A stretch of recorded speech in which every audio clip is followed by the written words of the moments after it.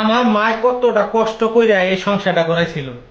আমার মা সবসময় কইতো তোর বাবা অনেক ভালো মানুষ, তোর বাবা আমার ছেড়ে জীবনে কোনোদিন মায়ের পিছ ধরবো না। হ্যাঁ, তুমি সেই বাবা আমার মায়ের ছাইরা দিলা। ছাইরা দেওয়ার পর থেকে এনে যাও হুনো যাও হুনো যাও। হ্যাঁ, আমার মা এগুলো সব কিছু শুনতে পায়। আমি আমার মায়ের বোঝাই যে আমার বাবা আজকের পর থেকে কোথাও যায় না।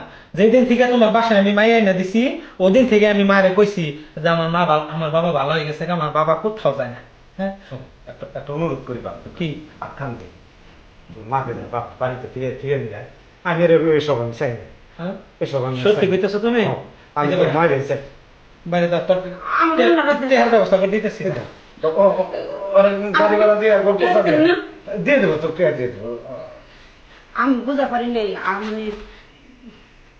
একবার গাড়ি তুলে দিয়া যা আচ্ছা টাকা যাই গে আর এদিকে এই বাড়ির 30 সিনেমায় যেন তোর না দেই। বাবা, শুন আব্বা, আমি জীবনে বহুত ভুল করছি বাবা। এই ভুলটা শুধরানোর জন্যই বারবার আমি তোমার বাড়িতে মায়া লয়ে আহি যে কোনো এক সময় তোমার বিবেক কাজ করবো। কিরে আমার পোলা হয়ে আমার বাড়িতে মায়া লয়ে আহে, কি কারণে লয়ে আহে? আজকে তোমার সেই চোখটা খুলে গেছে গা। দেখো বাবা, হ্যাঁ, মানুষ বাঁচে কয়দিন দুনিয়াতে? একজন মানুষের বাঁচে আজকে মরলে কালকে হয় 2 দিন। এই যে সংসারে একটা অশান্তি সৃষ্টি করছো, আমরা সারাসারি হয়ে গেছি গা, আমার মা সারাসারি হয়ে গেছে গা। হ্যাঁ, সবাই একসাথে মিলামিশা আবার সংসার করি, এটা আমি চাই। শোন বাবা, তোর মা যে এখন তো বাড়তে না আইব, এখন তো আমি ভাত খাম না।